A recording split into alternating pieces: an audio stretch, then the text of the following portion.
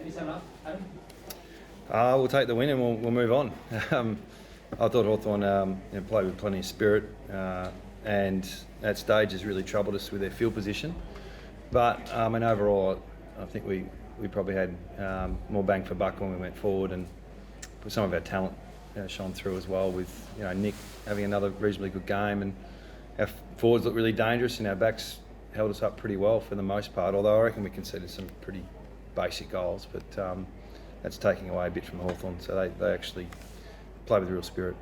Cameras get flashing as you agitated for a lot of the game. It's just the goals. It's the goals that, or the plays where the predictability breaks down and they frustrate sometimes. So I've been hiding it really well for 7 years.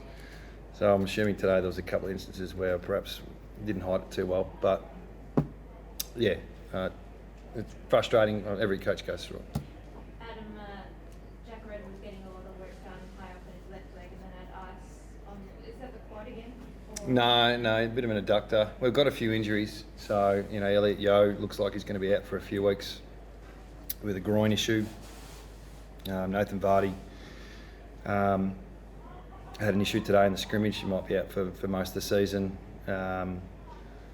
Obviously Waterman and Duggan. So we had 7 or 6 players available for the scrimmage today against the Hawks, and we've got a pretty compressed fixture coming up. So we're going to have to do everything we can to stay on the right path.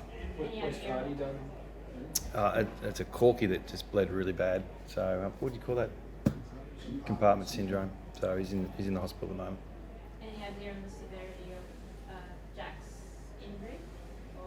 Reddos? No, not major. No. And Lee Duggan's happy? Yeah, he'll play next week. So we've got a few guys come. Hutchings will be available, and Duggan. So we've got guys coming back. But just at the moment we just had a bad run. Are you worried when you look at what's coming up?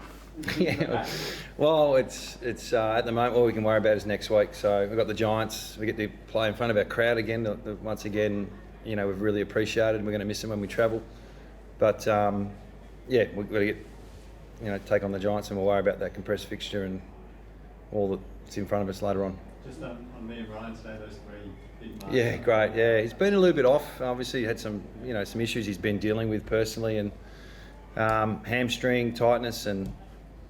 Yeah, but when the love of the game is there for him, you can see it. So we're doing everything we can to make him feel good during the week, and playing him a bit deeper tonight made him feel good. So it was good that he got rewarded with some goals, and hopefully he pulls up pretty well for next week. Harassing the government down back. Yeah, we needed them today. The field position issue in the first half was really concerning. We couldn't get it out of our back half, and I think Hawthorn they're the best in the competition at defending deep entries. So A, conceding those deep entries, and B, not being able to get out of our back half was a real concern. But the ability to manage the scoreboard was important, and I think not only those two, but the other young defenders coming through stood up when they needed to. How did Yeo as a late withdrawal change things for you in the midfield, do you think? Well, Yeo and Redden sort of in the second half just provides opportunity for others. So we're a system-based side, so we've just got some good body players playing that system. So we'll just have to get some guys to come in and play that role. How did Yeo do it? He got a little bit tight last week, and we didn't really know how we would recover, so we gave him until today. And look, it might be an osteitis type of issue, so we're just we're sort of hoping it wasn't, and he just hasn't pulled up well, so he might be out for a few weeks, which might mean 5 games. Was he sore earlier in the season? I remember he was training away from the main group a little bit. It was too long ago. Technically, we're going into finals if it was a normal year. So pre-season, he might have had an issue, but I think it was pre-season actually. Yeah. Pre-season. Seemed to be training away from the main group. I can't even remember that long ago. And back on Vardy, that seems like quite a serious. Yeah. Is he going to be okay? How long does he have to stay in hospital? I don't know. It was a scrimmage this morning. So what was a corky, and we managed him at the back half of that scrimmage, is now a serious issue, which we're hoping he's okay. Compartments can require surgery. Is that being discussed at all? I don't know. He's in hospital at the moment, so fingers crossed. You mentioned managing the scoreboard.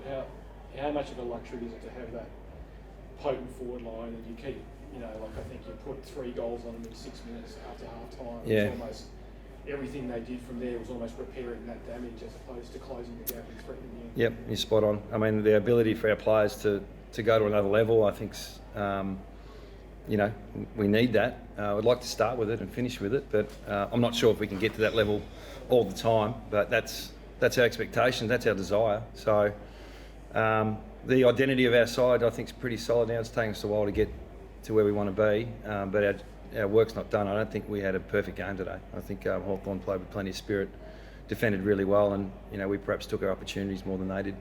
Seemed a special moment when Darling is probably going to get a gimme goal and Yeah. hand it off to... Yeah, a special moment. Yeah, really selfless from Darling to do that.